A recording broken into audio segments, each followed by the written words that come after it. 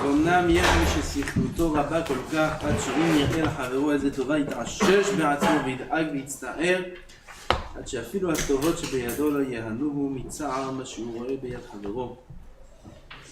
והוא מה שאמר עליו החכם, הורכב עצמות קנאה. La jalousie peut entraîner רקב עצמות. Les os de l'homme s'effritent, s'abîment. Jalousie. Il y a une maladie comme ça, alors, qu'est-ce qui peut entraîner ça? La jalousie, à force de voir chez l'autre les bonnes choses. Un homme, il a une aïn ra'a, il a du mal de voir le bien de l'autre, la réussite de l'autre. Cette jalousie-là peut entraîner, même des maladies physiques. אמנם יש אחרים שאינם מצטערים וכואבים כל כך, אף על פי כן ירגישו בעצמם איזה צער. Comme on a fait dans toutes les midotes, le Rav descend de gravité. Et il y a des gens que c'est vrai qu'ils n'ont pas autant de mal quand ils voient la réussite de l'autre, mais quand bien même, ils ressentent une petite peine quand ils voient que l'autre réussit, qu'il a acheté un nouvel objet, qu'il a trouvé une femme, ou qu'il a eu un enfant, que lui n'en a pas. Alors ça lui fait un petit tsara. Là, il est content pour lui, Baruch Hashem. Son ami, Baruch Hashem, il a trouvé son zivou, il se marie, et lui, il ressent que lui, il n'a pas trouvé le sien encore. Il n'a pas trouvé encore son zivou. Alors il entend que l'autre se marie, il est content pour lui, mais il ressent aussi une petite peine. ולפחות יתקרר רוחם בראותם אחד עולה איזה מעלה יתרה, ou alors même s'il ressent pas de peine, יתקרר רוחם, ça veut dire se refroidit son humeur. Il était de bonne humeur, il sentait bien, et puis Tom, on sent une angoisse, son humeur elle baisse. Pourquoi elle baisse son humeur? Parce qu'il a entendu que l'autre il est monté d'une marala, ou il a eu une tova que lui-même attendait. Il pensait même peut-être que lui allait la recevoir avant l'autre, et l'autre il la reçoit avant lui. Alors il est content, mais il y a eu un changement d'humeur. C'est dak, la jalousie c'est dak. Il faut qu'il n'y ait rien du tout. Rien. Il faut être propre à l'intérieur. אם לא יהיה מאוהביו היותר דבקים לו, כל שכן אם מאותם אשר אין לו אהבה רבה עמו הוא, כל שכן אם יהיה גר מארץ אחרת, ותראה שבפיהם אפשר שיאמרו דברים כשמחים ומודים על טובתו. Dans leur bouche, tu l'entends parler, celui qui a cette jalousie là, dans sa bouche, qu'est-ce qu'il dit? Qu'est-ce qu'il est heureux, bon, Hachem, quel bonheur, il a gagné au loto, qu'est-ce que je suis content pour lui. À l'intérieur il veut mourir.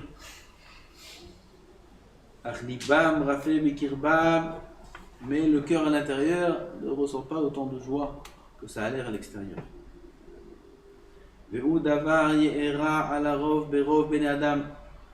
Rav nous rassure en disant que ça arrive chez la majorité des gens. Heureusement que la Gemara a dit il y a 3 choses qu'un homme ne sait pas. Une des 3 choses, c'est qu'est-ce que l'autre pense de lui. Il vient une annonce, je me marie. Ah, Mazal Tov.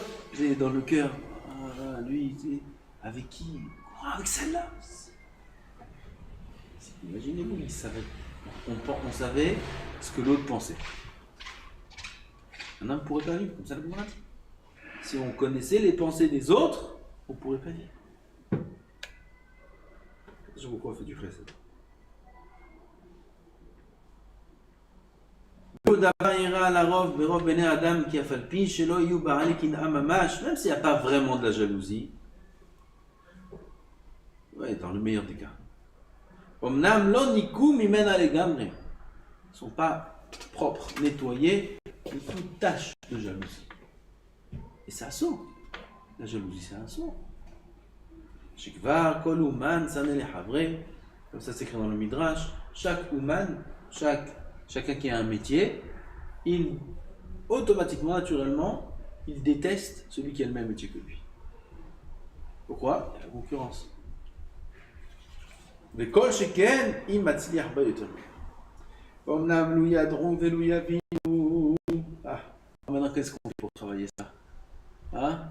Balaye. Qu'est-ce qu'on fait?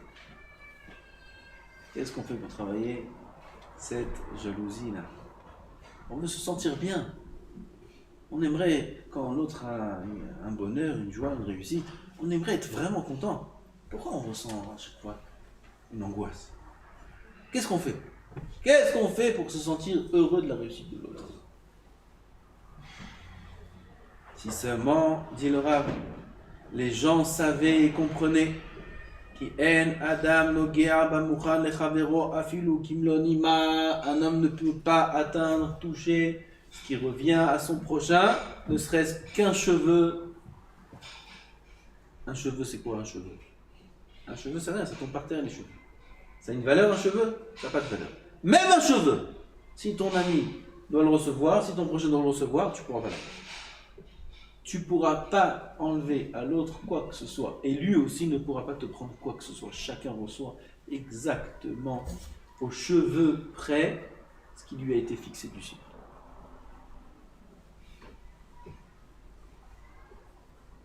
Va'akol ka'asher lakol me'ashemu. Tout ce qui appartient à chacun, ça vient d'Hachem. Ça vient d'Hachem. Kefi atzato anifla'a vechokhmato abilti noda'at. Selon sa chokhma, son conseil, c'est-à-dire ce qu'il pense Hachem être le mieux pour chacun de nous, selon sa chokhma qui est incompréhensible. Jamais un homme pourra comprendre pourquoi Kadosh Baruch Hu donne à l'un X et à l'autre Y. Pourquoi c'est comme ça? Personne au monde ne pourra comprendre, c'est incompréhensible. Kadosh Baruch Hu, Berov Chokhmato, qui lui voit et sait et fait toutes les neshamot, et un scénario qu'il prévoit, et il sait exactement comment il faut que chacun soit acteur, selon, comme la dit dans des films, tout le monde c'est le héros. Superman. C'est tous Superman dans le film? Ils sont tous en train de... Non, il y en a un il est comme ça, il y en a un il est comme ça, mais pourquoi lui il est comme ça? Pourquoi lui il est comme ça, et lui il est comme ça, et lui... D'accord? Chacun il voudrait avoir le meilleur rôle. Parce que s'il n'y avait pas lui, et il n'y avait pas lui, il n'y avait pas lui, il n'y aurait pas non plus Superman. C'est parce qu'il y a lui, et il y a lui, et il y a lui, et lui, il y a aussi lui. Mais celui-là, le héros, ne vaut rien sans le rachat, le voleur, le tueur, le criminel. Sans ça, lui, il vaut rien. Sans le pauvre, il n'y a pas de riche. Sans le riche, il n'y a pas de pauvre.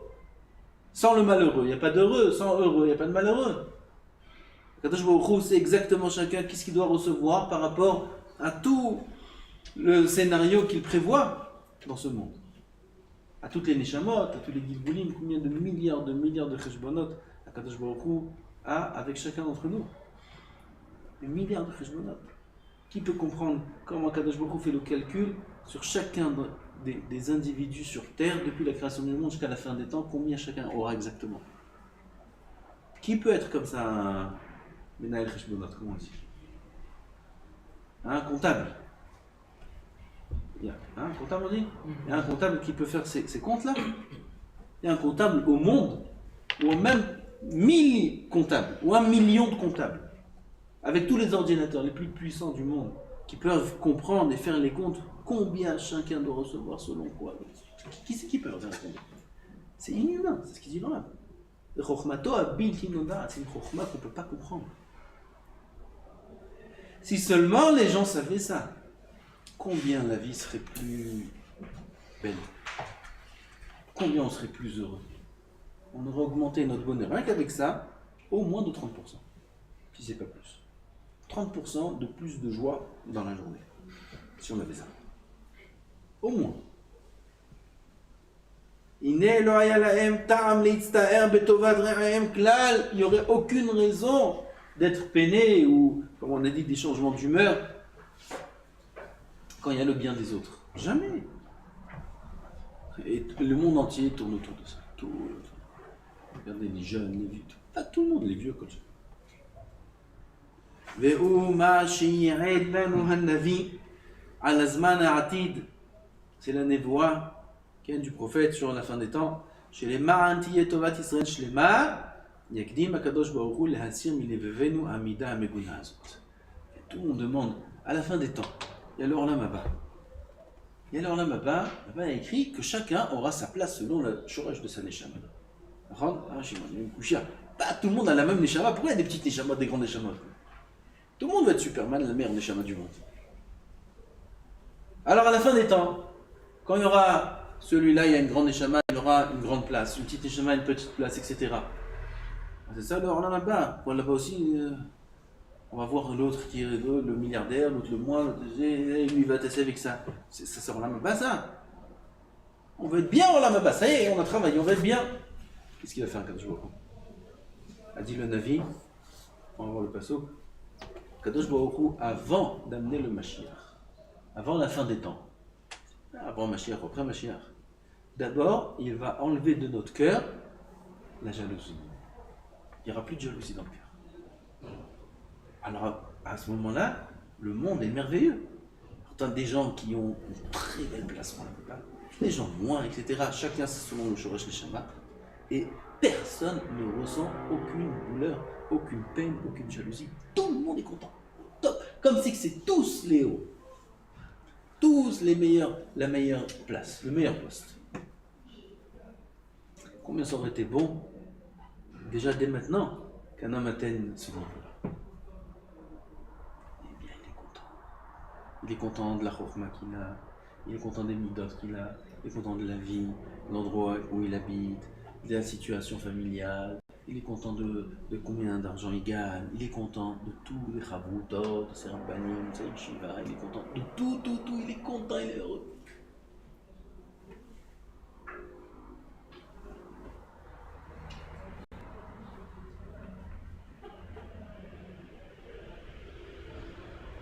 יקדים הקדוש ברוך הוא להסיר מלבבנו המידה המגונה הזאת, ואז לא יהיה צער לאחד בטובת האחר.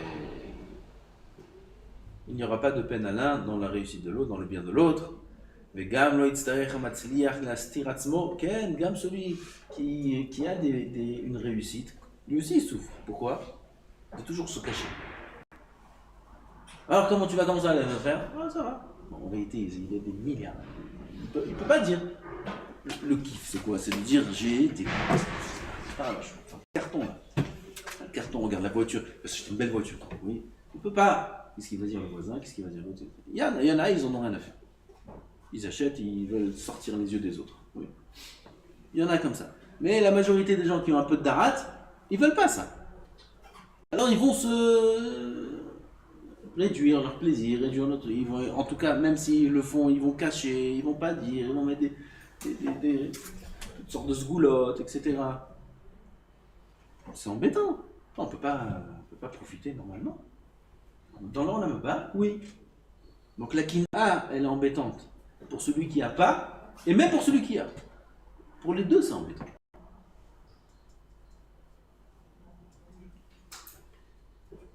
ודבריו מפני קנאה והוא מה שכתוב ושרה קנאת אפרים וצוררי יהודה יכרתו s'écrit dans Ishaïa sera enlevé la jalousie Ephraim c'est Israël Ephraim לא יקנא את יהודה ויהודה לא יעצור את אפרים.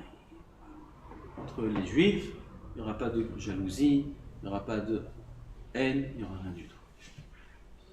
ou השלום והשלווה אשר למלאכי השרת. C'est la paix, la paisibilité, sérénité de qui? Des anges. Les anges sont tranquilles. Comme un ange. Il dort comme un ange. Un ange est tranquille, est bien, il se sent bien. Il n'y a pas d'humeur chez les anges. Quel plaisir. Vous savez, c'est quoi la plus grande souffrance dans ce monde? C'est les midot. Les midot, c'est beaucoup plus dur que des souffrances physiques. Beaucoup plus dur. Et aujourd'hui, c'est que des midot, c'est que des souffrances physiques. Pas physiques, par contre. C'est psychique. Au niveau du nefesh de l'homme. Il n'est pas bien. Pourquoi? Des midot, il y a des midot. Il y a la gava, il y a la tava, il y a la kina. Toutes ces midotes-là font qu'un homme se sent pas bien dans sa peau. Les anges sont bien dans leur peau au maximum qu'on peut. Pourquoi? Il n'y a pas de midote. Alors ça donne quoi? La sérénité. Regardez les Chachamim, les grands Talmidei Chachamim, les grands Yirei Shamayim, combien ils sont sereins, toujours. Toujours, ils sont bien, ils sont heureux. Ça se voit, ils vivent leur bonheur. D'où ça vient? Ils ont travaillé les midotes. Il n'y a plus de midotes, un homme est heureux. Il y a des midotes, un homme est malheureux. La gava, ça rend fou l'homme. Ça lui enlève sa simcha pour rien. La gava, pourquoi on ne me dit pas comment c'est? Je regarde pas, on me regarde pas. Les gens, ils deviennent fous. Chaque fois le regard de l'autre, lui sur le regard des autres, etc., etc. Un mariage, comment je m'applique, des gens, ils deviennent fous. La vache, avant d'aller à un mariage, ils doivent réfléchir, c'est un inouï, c'est une souffrance. Comment dire inouï? C'est... Quand même, on fait... Torture, ouais, c'est une torture. Ma mâche, c'est le mot, c'est une torture. Des gens, avant d'aller à un mariage, surtout des femmes, c'est une torture. La mâche, c'est une souffrance. Et tu vois la pression. Et le lachat, c'est pas la veille du mariage. Une semaine avant, 2 semaines avant. Tu sais, il y a le mariage de l'autre. Le mari comprend, ouais, alors, qu'est-ce que je vais mettre? C'est une angoisse. Pourquoi? La compétition, elle est trop grande. Il faut gagner le trophée de la plus belle femme du mariage. Il faut gagner ce trophée-là. Comment on va gagner? Et celui qui ne gagne pas, il a le trophée de l'atrophié. Elle n'est pas belle, elle n'est pas assez. C'est dur. C'est une torture, ça, les gens, ils sont en souffrance. Et chez les hommes aussi, c'est pareil. L'autre, comment il marche, l'autre, comment il tire son verre, tu les vois tous, on dirait tous des poupées de vitrine. On part comme ça, l'autre, il part comme ça. Et pourquoi torturer? Sois toi-même. Toute forme de gava. Okay? Ça dépend de l'âge, ça dépend de la catégorie sociale, ça dépend de... L'autre, il veut se montrer plus voyou que l'autre. Ça aussi, il se torture. Okay? Des bons garçons, ils sont obligés de montrer que c'est des voyous. Pourquoi? Parce qu'il y a des très bons voyous et tout le monde les aime, ces voyous. Alors il faut montrer qu'il y a un plus voyou. Mais combien t'as l'air débile là? On voit que t'as un et lui il parle comme ça, il s'habille comme ça, on voit que t'as un c'est pour toi. Il va mettre des vêtements bizarres, il va mettre... Tout ça, c'est une torture tout ça. C'est une torture. Ils se font souffrir les gens, pour rien. Ou celui-là avec ça, chacun avec ses ignanimes, chacun avec la qualité qu'il pense avoir. Si c'est un avec sa voix, il va faire une voix pour faire mieux que l'autre, ou avec ses forces, ou avec ses... On est loin du calme, de la sérénité, à cause des midotes. Ils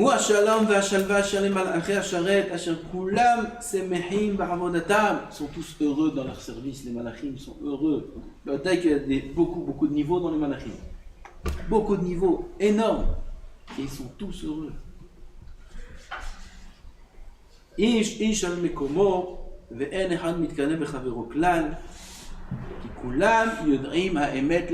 Pourquoi chez les anges il n'y a pas de jalousie? Pourquoi il n'y a pas de midot? Parce qu'ils sont dans leur lama émet. Et quand on voit le émet, on va être jaloux de quoi? Un homme il met une montre à la main gauche. Est-ce que la main droite est jalouse? Pourquoi moi j'ai pas de montre? C'est possible? Lui il a rien. Et là il y a une montre. Pourquoi moi j'ai pas? Est-ce que si on l'a laissé parler, elle aurait montré un signe de jalousie? Et si oui, c'est le même corps. Si la gauche elle a, c'est comme si que la droite elle a, c'est le même corps. D'accord? On va mettre 2 montres. Avec les 2 yeux, il va regarder chacune. Il y a quelqu'un qui a 2 montres? Ça n'existe pas quelqu'un qui a 2 montres. Pourquoi pas? Décor. Une décoration là, une décoration là. Là mais New York et là mais Paris. Chacun 1 heure. Mariage. Personne ne fait ça. Pourquoi? C'est le même corps. Une, ça suffit. Qui a dit qu'il faut 2? Ah, ça, tout le monde comprend. Hein? Tout le monde comprend, il n'y a pas besoin de deux. Parce qu'il y a un même corps. Non, c'est pareil. Si on comprenait que celui-là, tu peux recevoir que ça, et ça, et tous, on est tous ensemble, tous, c'est le même neshama, et tout ça, même corps, etc. Mais il y a ça commence même pas d'être jaloux de l'autre. Ça commence même pas de vouloir lui ressembler. De la même façon que le pied, il ne veut pas ressembler à la main, et que l'œil ne veut pas ressembler à l'oreille. Okay? L'œil, il est content que c'est un œil, et l'oreille, elle est content que c'est une oreille, bien que l'œil, c'est peut-être mieux que l'oreille, dans certains points. Et il y a des membres du corps qui sont beaucoup moins importants, et personne ne se plaint. Personne ne se plaint d'être ce qu'il est. Pourquoi? Parce qu'il faut tout pour être un corps. Et s'il n'y a pas une partie du corps, même si une partie qui n'est pas importante, le corps, il n'est pas entier. Pareil, chez nous, à Misnaï. Chacun fait partie d'un même corps. C'est impossible de comprendre que la jalousie, elle est valable, elle est justifiée. Pas d'accord. Ça, c'est les lignes des malachim. Les anges, pourquoi ils n'ont pas de jalousie? Parce qu'ils sont dans le Hémet. Et quand on est dans le Hémet, c'est bête. C'est pas bête, ça commence même pas d'avoir de la jalousie. Ils sont heureux dans le bien qu'ils ont entre leurs mains. Ils sont smechim bechelkam.